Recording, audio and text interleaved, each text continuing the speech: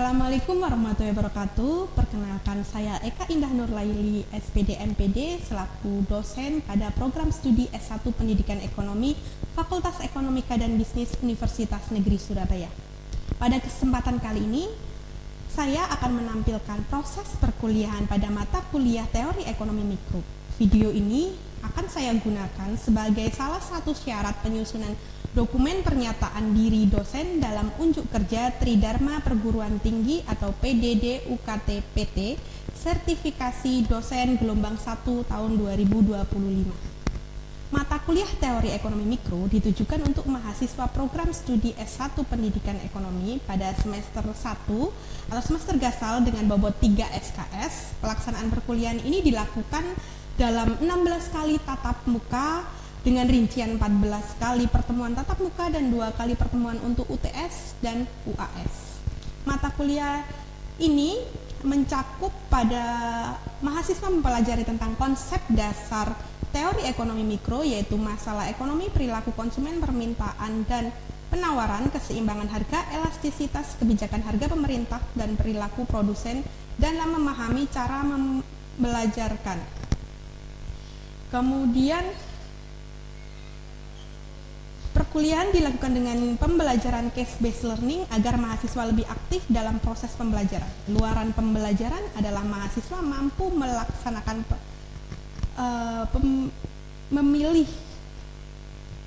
melakukan pemilihan keputusan atau pengambilan keputusan dalam ekonomi sebagai konsumen ataupun produsen. CPMK atau capaian pembelajaran mata kuliah dalam mata kuliah ini yang pertama adalah mampu menunjukkan sikap bertanggung jawab terhadap pekerjaan baik secara mandiri maupun kerja sama tim. Kemudian CPMK yang kedua mampu menganalisis konsep dasar teori ekonomi mikro. Kemudian yang CPMK yang ketiga mampu menunjukkan kreativitas dan inovasi dalam pembelajaran ekonomi mikro. CPMK yang keempat yaitu mampu mengidentifikasi dan memecahkan masalah dasar ekonomi dalam pembelajaran ekonomi mikro.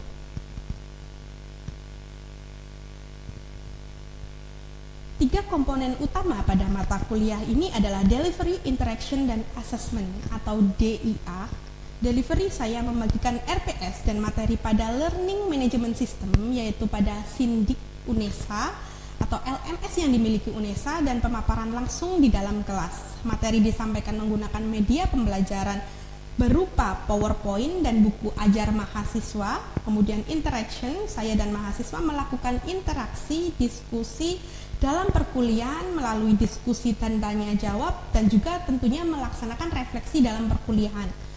Kemudian pada assessment, saya melakukan kuis interaktif kuis yang dikerjakan oleh mahasiswa di saat proses perkuliahan. Hal ini disampaikan pada LMS, kemudian serta penugasan yang ada pada buku ajar dan juga saya bagikan melalui Learning Management System Sindik UNESA yang terintegrasi dengan LMS Sindik UNESA, dan referensi yang digunakan dalam mata kuliah ini adalah buku ajar yang dikembangkan oleh beberapa dosen S1 Pendidikan Ekonomi dan juga artikel dan jurnal ilmiah yang ditulis oleh dosen dan juga para ahli dari bidang keilmuan ekonomi. Berikut video perkuliahan mata kuliah Teori Ekonomi Mikro pada pertemuan kedua, yaitu tentang mikroekonomi.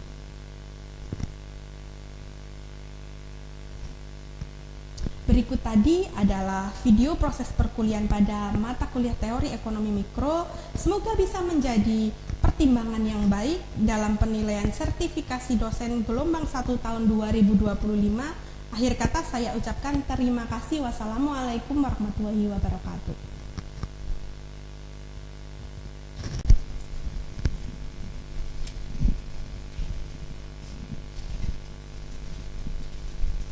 Selamat pagi semua. Selamat pagi, Bu. Gimana kabarnya hari ini? Alhamdulillah, suaranya keras sekali. Harusnya kalian semua sudah sarapan hari ini ya. Benar? Berarti harusnya fokus hari ini untuk mata kuliah apa hari ini? Pengantar teori ekonomi. Ada yang tidak masuk? Hadir semua. Oke, syukurlah. Nah, hari ini kita mata kuliah pengantar teori ekonomi. Di minggu sebelumnya kita sudah membahas tentang apa, masih ingat? Ayo, minggu lalu kita membahas tentang apa itu ekonomi, ilmu ekonomi pentingnya apa. Kemudian di dalam ilmu ekonomi ada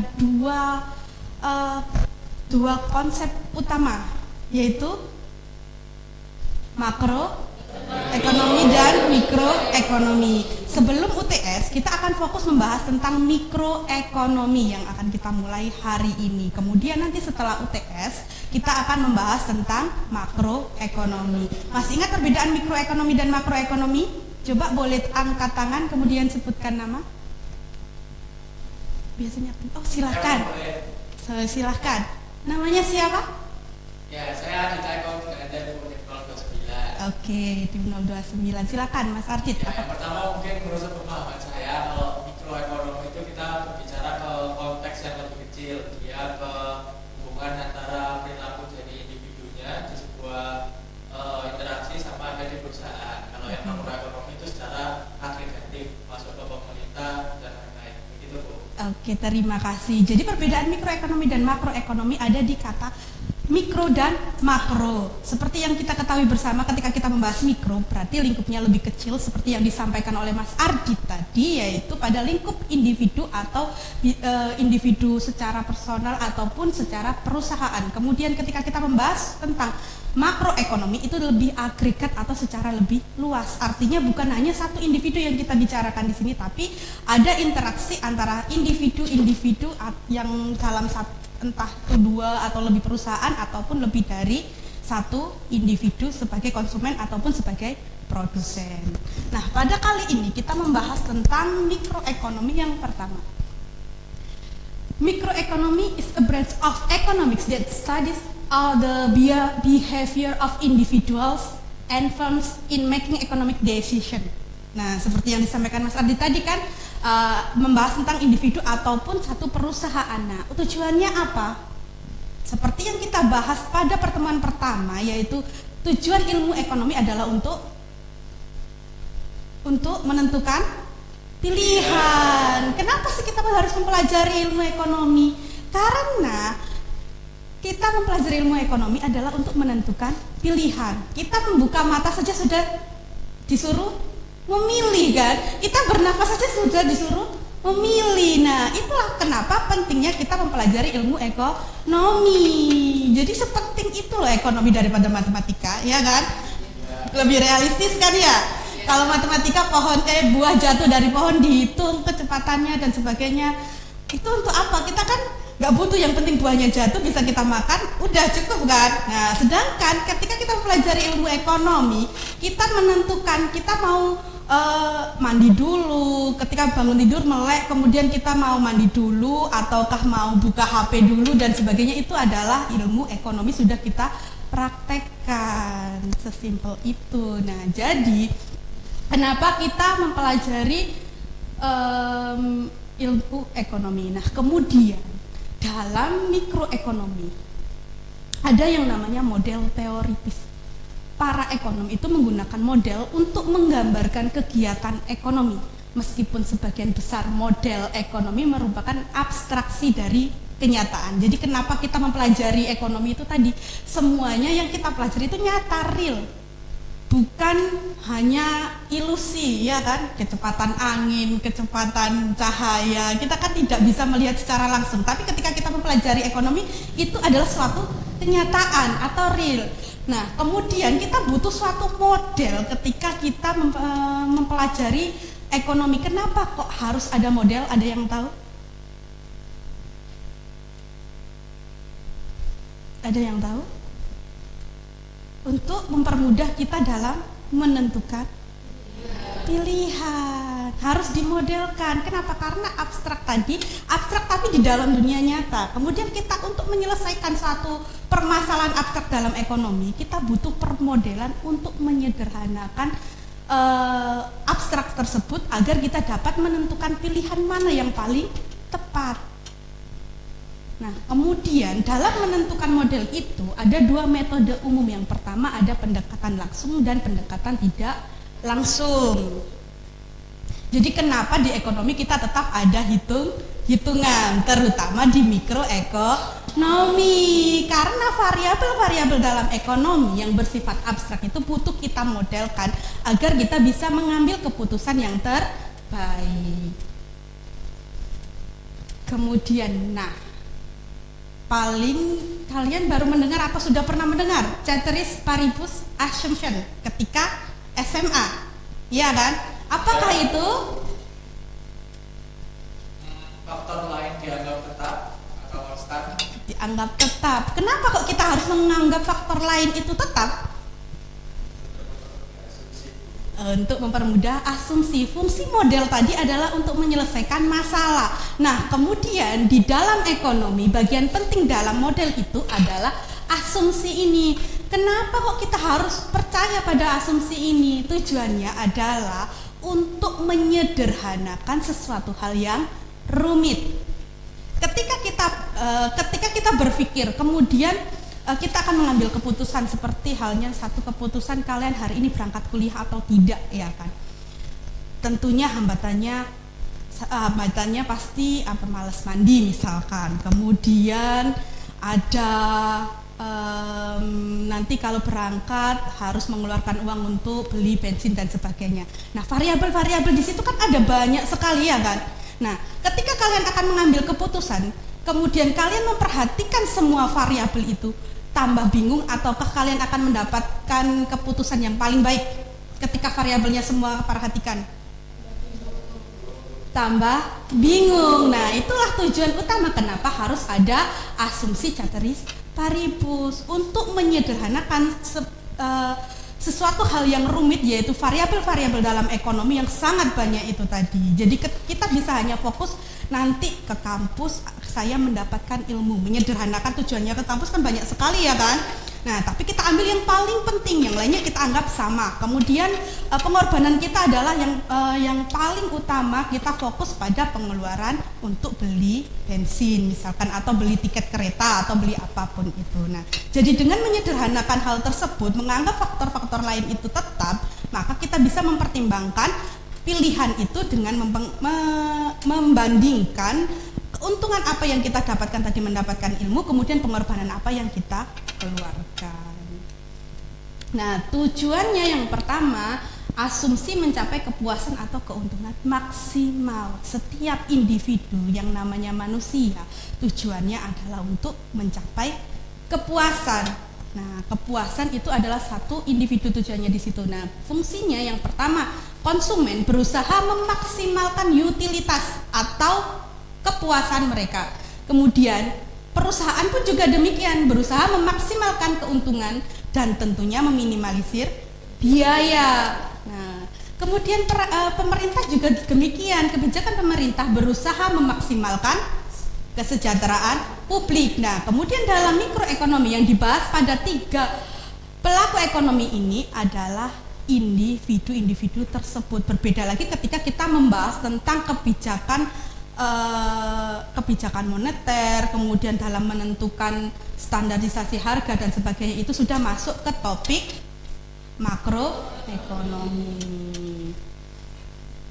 Kemudian ada juga analisis positif dan normatif, dan itu pasti terjadi, ya kan, apalagi di ilmu ekonomi yang bersifat nyata. Nah, teori ekonomi positif itu berusaha menjelaskan fenomena ekonomi yang tentunya diamati, sedangkan yang normatif yang seharusnya.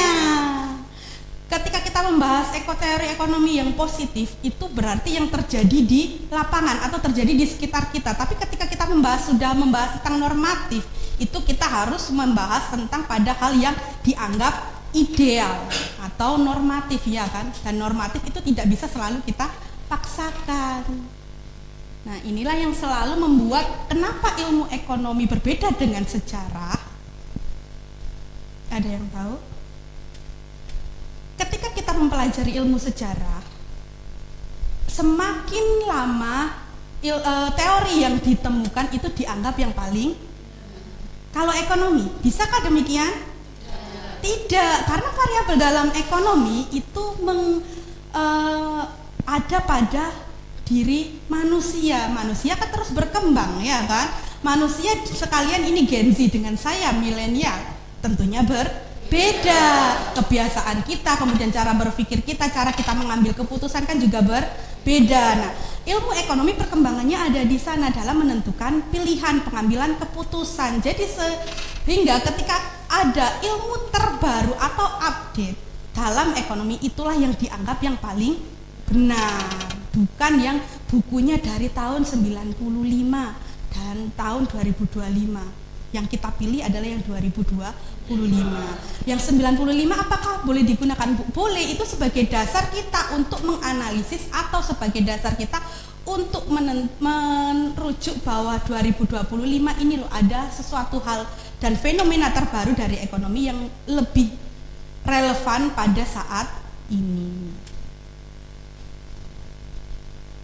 Nah, ada namanya teori nilai ekonomi. Teori nilai ekonomi ini apa? Tadi kan seperti yang saya sampaikan, semakin update ilmu ekonomi atau hasil temuan dalam ilmu ekonomi itu yang dianggap paling benar. Kenapa kok bisa begitu? Apakah teori-teori ekonomi yang kalian pelajari dalam sejarah pemikiran ekonomi itu sudah tidak bisa digunakan Bu untuk saat ini? Tidak. Tapi saat ini muncullah mikroekonomi berawal dari teori nilai ekonomi. Munculnya diawali dengan terbitnya The Wealth of Nation oleh Adam Smith, dianggap sebagai awal mula ekonomi modern. Sudah tahu semua kan siapa Bapak Adam Smith? Sudah kenalan? Tapi sudah tahu wajahnya kan ya? Iya. Nah, kemudian ada David Ricardo, ada Marshall. Nah, ini tokoh-tokoh ekonomi yang memulai awal mula dari mikroekonomi. Nah, kemudian pada pembedaan antara nilai dan harga dilanjutkan kemudian diilustrasikan melalui paradoks Diamond-Waiter. Nilai suatu barang berarti nilai dalam penggunaan, kemudian harga suatu barang berarti nilai dalam pertukaran. Nah, ini awal mula teori atau munculnya ekonomi modern sampai ketemu perbedaan antara nilai dan harga. Nah, kalau ini sudah tidak asing lagi tentunya kan ya. Dari teori-teori tersebut kemudian munculnya nilai dan harga, baru kita membahas tentang permintaan dan penawaran. Hari ini saya sepil sedikit pada permintaan penawaran karena pembahasan tentang permintaan dan penawaran akan kita bahas pada pertemuan minggu depan. Nah, permintaan itu apa sih? Masih ingat? Harusnya ingat dong. Apakah yang minta-minta? Asal yang minta-minta? Karena ada kata permintaan minta. Mungkin yang mbak-mbak cantik-cantik ini sebelah sini, dari tadi sebelah sana semua. Apa itu permintaan? Siapakah yang biasanya meminta? Konsumen. Kata kunci permintaan adalah konsumen. Kenapa kok konsumen? Karena konsumen yang memiliki. Hayo. Topik pertama kelas 1 SMA. Kebutuhan. Siapa pemilik kebutuhan? Konsumen. Kalian konsumen bukan? Nah, berarti kata kunci utama dalam permintaan di sini adalah konsumen. Permintaan sendiri menunjukkan berapa banyak barang atau jasa yang ingin dan mampu dibeli konsumen pada berbagai harga dalam waktu tertentu.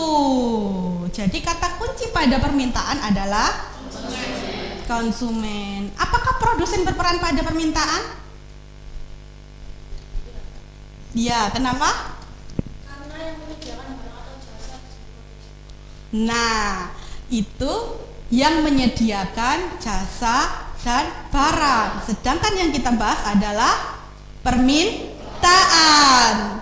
Kalau yang menyediakan jasa dan barang berarti itu namanya penawaran. Jadi pemilik penawaran siapa? Produsen. Kita biasa menyebut permintaan dengan demand. Kita tulisnya itu biasanya D kalau menurut saya. Kemudian ketika kita bahas penawaran, supply, yaitu S. Nah, kemudian barulah ketika sudah ada permintaan, ada penawaran, ada di sini ada yang memiliki kebutuhan, kemudian ada penyedia kebutuhan, bertemulah mereka. Kemudian ada terjadi hubungan permintaan dan penawaran. Konsumen bertemu dengan produsen, satu individu konsumen bertemu dengan satu individu produsen, kemudian terjadilah transaksi. Itu yang dinyatakan sebagai hubungan permintaan dan penawaran. Kemudian bagaimanakah hubungan permintaan dan penawaran? Apakah mereka sama-sama memiliki tujuan yang sama? Ya sudah, kamu punya banyak, saya punya banyak, kita maju bareng. Apakah seperti itu? Tidak. Kepentingannya apakah sama mereka? Beda. Kalau konsumen fokus utamanya, ada tujuan utamanya adalah apa? Membeli, memenuhi kebutuhan. Tujuannya memenuhi apa? Utilitas, kepuasan individu. Sedangkan produsen menyediakan kebutuhan. Tujuan utamanya mendapatkan keuntungan atau laba. Apakah dia mau kalah dengan pembeli? Tidak. Berarti hubungannya gimana? Terbalik, karena memiliki kepentingan masing-masing. Secara logikanya seperti itu. Nah, jadi permintaan memiliki hubungan terbalik, yaitu semakin tinggi harga, kalian ketika harganya tinggi, apakah kalian semakin ingin untuk membeli barang tersebut? Tidak. Malah berpikir ya? Tidak. Nanti kalau saya cuma misalkan apa ya yang lagi viral sekarang ini? Apa? Barang apa yang lagi viral di sekarang? Di Gen Z? Baju apa? Baju ini mungkin ya, baju bangkok ya. Yang lagi banyak masuk ini ya, barang impor dari luar, barang Cina. Nah, kalau misalkan barang Cina dengan barang lokal saja kalian bertemu, yang barang Cina dengan barang yang sama harganya lebih murah, secara logika rasional kalian pilih yang lebih murah. Jahat padahal gak boleh seperti itu ya. Harusnya kalian mencintai produk lokal. Kalian mau memperkaya orang luar? Tidak kan? Harusnya memperkaya negara sendiri, mencintai produk dalam negeri.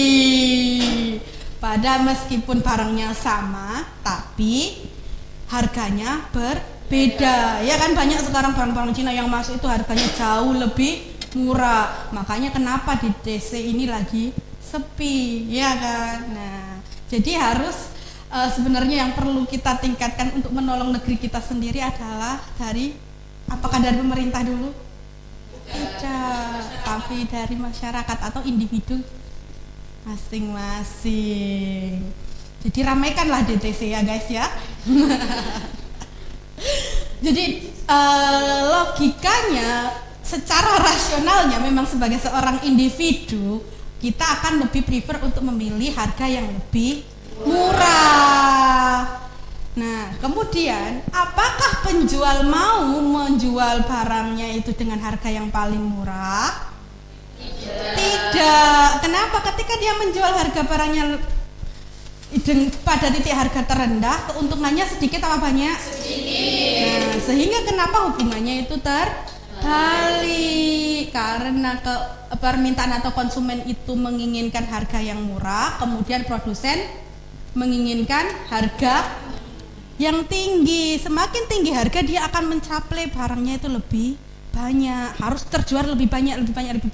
Tapi ketika konsumen itu ada harga yang lebih tinggi, pasti mengurangi konsumsinya.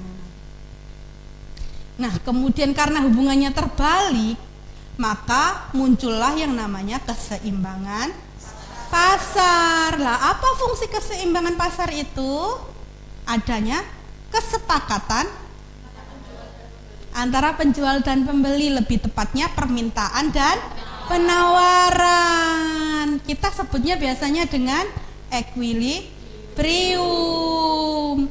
Nah, keseimbangan pasar ini tercapai ketika jumlah barang dan jasa yang diminta sama dengan harga atau barang dan jasa yang ditawarkan. Terjadi kesepakatan antara konsumen dan produsen. Itu teorinya permintaan dan penawaran. Nah, ini ada model hitungnya, faktor dan seterusnya yang akan kita bahas minggu depan. Sampai di sini ada hal yang ingin didiskusikan atau ditanyakan tentang apa saja tadi? Model teoritis, kemudian mikroekonomi, permintaan penawaran. Setelah permintaan penawaran nanti kita akan ketemu elastisitas, kemudian teori produksi dan seterusnya. Kompleks sekali ya, tapi semuanya bahasan kita ada di kehidupan sehari-hari. Ada yang ditanyakan? Atau ada hal yang ingin didiskusikan? Cukup? Atau saya yang bertanya? Saya yang bertanya ya. Model tadi sudah kita bahas, kemudian ini ada asumsi, ada nilai dan harga. Menurut kalian, di sini tadi kan sudah saya jelaskan tentang nilai dan harga. Apa sih contoh real nilai dan harga dalam kehidupan sehari-hari? Contoh nyata yang bisa kalian sebutkan. Boleh 2 mahasiswa mungkin? Silakan angkat tangan. Kapan kita menyebutnya sebagai harga, kapan kita menyebutnya sebagai nilai? Suatu barang itu pasti memiliki nilai dan pasti memiliki harga. Bila mana suatu barang itu kita sebut harganya, kita sebut sebagai nilainya. Mas Zain mungkin?